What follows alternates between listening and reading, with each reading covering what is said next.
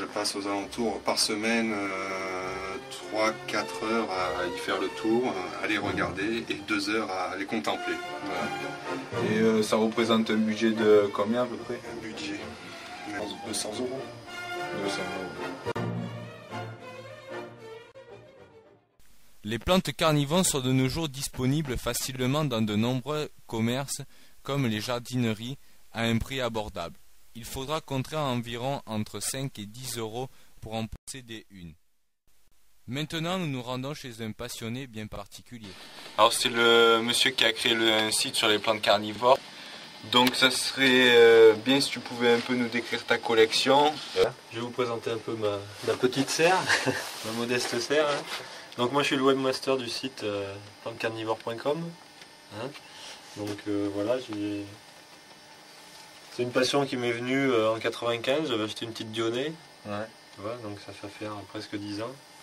Et puis au fil des années, voilà, on s'agrandit tout. La collection s'agrandit. Voilà. Donc là j'ai des Drosera, là, c'était en train de filmer, là, quelques Drosera et Dionée mélangés.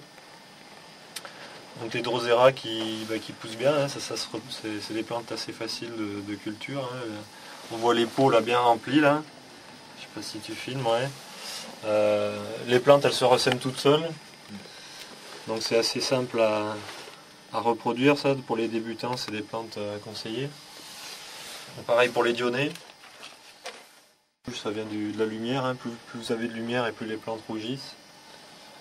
Bien sûr, il ne faut pas qu'il tombe dans l'excès non plus. Trop de lumière, elles prennent un coup de soleil et puis elles meurent. C'est pareil. Voilà, par exemple, comme dans un pot comme ça, là où il y a beaucoup de plantes. Après, on peut les diviser, les repiquer individuellement dans des pots. Voilà, donc on voit bien les petits pots là où il y a plein de plantes. En fait, il y a plusieurs pieds là. Donc il est possible de les repiquer. Ça, tu les divises vers quelle saison? Au printemps en général. Il faut qu'il commence à faire chaud à partir de 20 degrés. S'il ne fait pas 20 degrés dans la serre, c'est difficile, après les plantes elles dorment encore. Toutes les plantes carnivores ne demandent pas une installation très compliquée avec un coût financier important. Certaines plantes que l'on trouve dans le commerce peuvent se cultiver en appartement sur le rebord d'une fenêtre. Elles peuvent être placées dans des plateaux afin que les pots baignent dans 1 ou 2 cm d'eau déminéralisée, comme par exemple l'eau de pluie. Partie fanée, on voit que là les plantes elles sont en train de faner complètement, donc je coupe, il suffit de couper les parties fanées. Alors faut pas couper trop bas parce que sinon après ça peut moisir avec la terre. Voilà. Après tu nettoies les rhizomes après? Ouais, non, je les laisse en fait. Je les laisse comme ça, quoi. Tu vois, je coupe à peu près à cette hauteur là, pour pas que ça soit en zone humide là. Sinon ça peut moisir, si tu coupes trop bas le pied peut pourrir après. On coupe assez haut et puis voilà, quoi. Donc après l'hiver, en général, les plantes sont complètement taillées, il n'y a plus rien, quoi. Ça se repose. Donc moi j'ai un petit fait pour c'est vrai que pour tout ce qui est Sarracenia. Sarracenia et un petit peu la Dionée. C'est vrai que la Dionée qui bouge, c'est assez impressionnant. Ouais, c'est mythique. Voilà. Et sinon j'aime bien les Sarracenia. Bon, c'est assez facile à cultiver, quoi. C'est vrai que c'est des plantes robustes. Ça, tu nous as dit combien elle coûte celle-là? Ça coûte 75 €, ça va bien fourra mi-temps.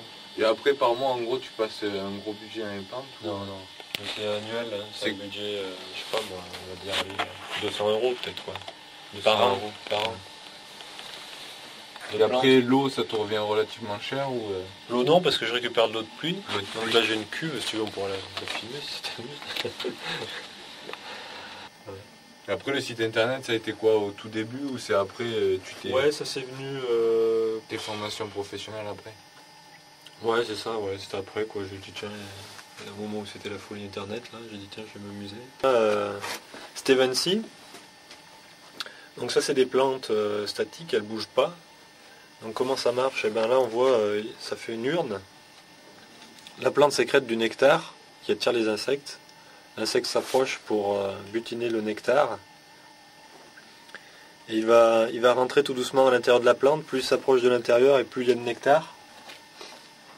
Et en fait on voit à l'intérieur de la plante, il y a des petits poils qui sont dirigés vers le bas, qui vont faire glisser l'insecte à l'intérieur. Les urnes ont des formes qui évoquent des tubes, tabatières, pipes, vases et cornets, qui résultent d'une transformation de la feuille ou d'une partie de celle-ci, comme sur cette Sarracenia. La zone 1 comprend